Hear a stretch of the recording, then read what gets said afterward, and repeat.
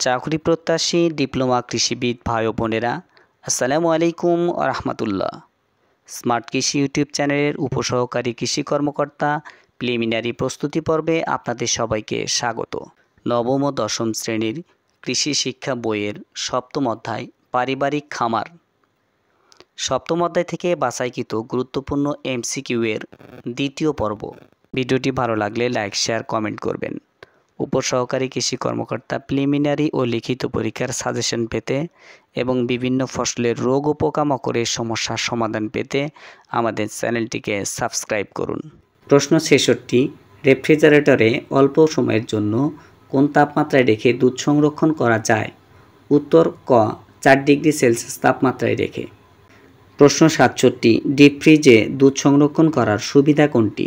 উত্তর খ, এখানে দুধে জীবাণুর বংশবৃদ্ধি হয় না। প্রশ্ন ৬৮। লুই পাস্তুর কোন দেশের অধিবাসী ছিলেন?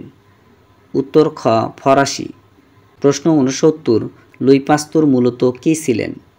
উত্তর খ, একজন রসায়নবিদ। প্রশ্ন ৭০। ডক্টর সলসটে কোন দেশের অধিবাসী ছিলেন? উত্তর ক, জার্মান। প্রশ্ন ৭১। পাস্তুরিকরণ প্রক্রিয়ার আবিষ্কারক কে? উত্তর ঘ, লুই পাস্তুর। প্রশ্ন ৭২। দুধ পাস্তুরিকরণ প্রক্রিয়ার ১৬২ ডিগ্রি ফারেনহাইট তাপমাত্রায় কত সময় পর্যন্ত উত্তপ্ত করা যায়? উত্তর গ, ১৫ মিনিট। প্রশ্ন ৭৩। পাস্তুরিকরণ কয় প্রকার হয়ে থাকে? উত্তর খ, ৩ প্রকার। প্রশ্ন ৭৪। পাস্তুরিকরণ দুধ সঙ্গে সঙ্গে কত তাপমাত্রায় ঠান্ডা করতে হবে? উত্তর ক, ৪ ডিগ্রি সেলসিয়াস তাপমাত্রায়। প্রশ্ন ৭৫। পাস্তুরিকৃত দুধ নিরাপদ কেন? উত্তর খ, এতে রোগ উৎপাদনকারী জীবাণু ধ্বংস হয়। প্রশ্ন ৭৬। পাস্তুরিকরণের ফলে দুধ দীর্ঘক্ষণ ভালো থাকে কেন? উত্তর ক, দুধের এনজাইম নষ্ট হয়ে যায়। প্রশ্ন ৭৭। নিম্ন তাপে কত তাপমাত্রায় পাস্তুরিকরণ করা হয়? উত্তর ক, ৬২.৮ ডিগ্রি সেলসিয়াস তাপমাত্রায়। প্রশ্ন ৭৮। উচ্চ তাপে কত তাপমাত্রায় পাস্তুরিকরণ করা হয়? উত্তর ক, ৭০.৫ ডিগ্রি সেলসিয়াস তাপমাত্রায়। প্রশ্ন ৭৯। অতি উচ্চ তাপে কত তাপমাত্রায় পাস্তুরিকরণ করা হয়? উত্তর ১৩৭.৮ ডিগ্রি সেলসিয়াস তাপমাত্রায়। প্রশ্ন ৮০। পারিবারিক কৃষি খামার কী ধরনের প্রতিষ্ঠান? উত্তর খ, অর্থনৈতিক প্রতিষ্ঠান। প্রশ্ন ৮১। ব্রয়লার মুরগি পালনে ব্যয়ের খাত কয়টি? উত্তর খ, ২টি। প্রশ্ন ৮২। খামারের জমি, ঘর, আসবাবপত্রের খরচকে কি বলে? উত্তর ক, স্থায়ী খরচ। প্রশ্ন ৮৩। খামারের বাচ্চা ক্রয় ও দৈনন্দিন খরচকে কি বলে?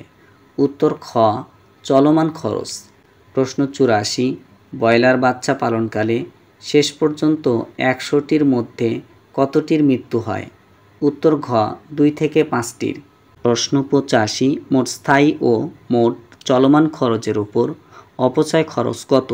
উত্তর খ, ১৫%। প্রশ্ন ৮৬। কোনটি চলমান খরচের খাত?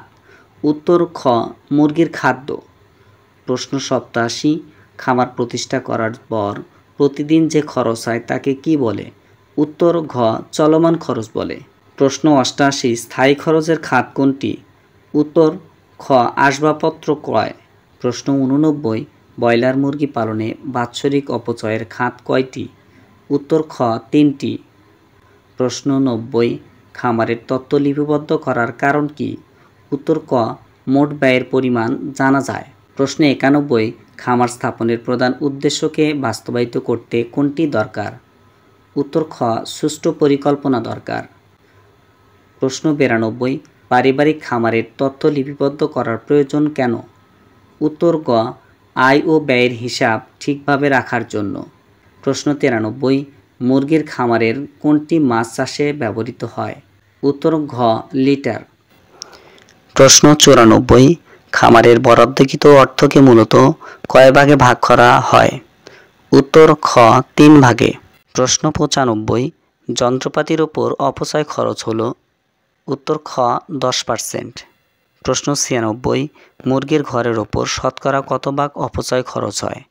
উত্তর ঘ, ১০%। প্রশ্ন ৯৭। মোট স্থায়ী ও মোট চলমান খরচের উপর শতকরা কত ভাগ অপচয় খরচ হয়? উত্তর ঘ 15%। প্রশ্ন 98, খামারের প্রকৃত ব্যয় ধরা হয় কোন ব্যয়কে? উত্তর ঘ স্থায়ী খরচ, চলমান খরচ ও অপচয় খরচকে একত্রে। প্রশ্ন 99, খামারের সবচেয়ে গুরুত্বপূর্ণ কাজ কোনটি? উত্তর ক খামারের আয় ব্যয়ের হিসাব রক্ষণাবেক্ষণ করা। প্রশ্ন 100, ব্রয়লার মুরগি মোট কয় মাস খামারে থাকে? উত্তর ক 1 মাস।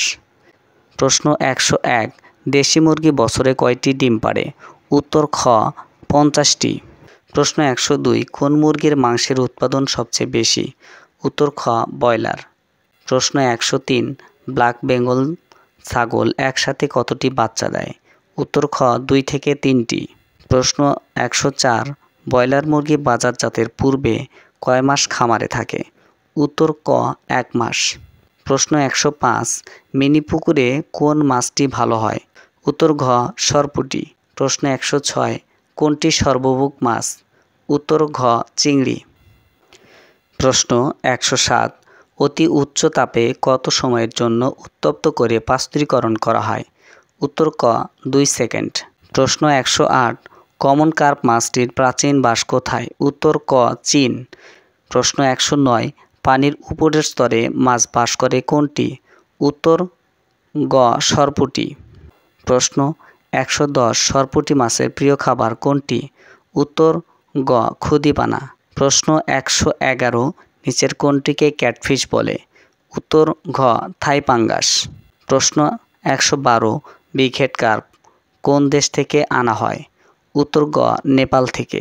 প্রশ্ন 113, লেজ ও পাখনা পচা রোগ কোন ঋতুতে হয়? উত্তর খ গ্রীষ্মকালে। প্রশ্ন 114, কোন ঋতুর পর লাল ফুটকি রোগ দেখা যায়? উত্তর গ শীতকালে।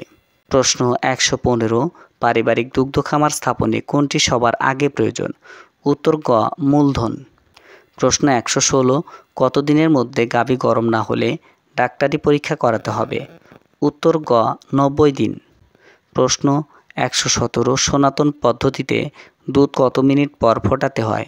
উত্তর খ 20 মিনিট। প্রশ্ন 118, কোন প্রক্রিয়ায় কিছু সংখ্যক ভিটামিন ও অ্যামাইনো অ্যাসিড নষ্ট হয়ে যায়? উত্তর গ উচ্চ তাপে। প্রশ্ন 119, আধুনিক পদ্ধতিতে কত ডিগ্রি সেন্টিগ্রেড তাপমাত্রায় দুধ সংরক্ষণ করা হয়? উত্তর খ 4 ডিগ্রি সেলসিয়াস তাপমাত্রায়। ধন্যবাদ সবাইকে ভিডিওটি সম্পূর্ণ দেখার জন্য। আজকের মতো এ পর্যন্তই। ভালো থাকুন, সুস্থ থাকুন, দেখা হবে অন্য কোনো ভিডিওতে। আসসালামু আলাইকুম ওয়া রাহমাতুল্লাহ।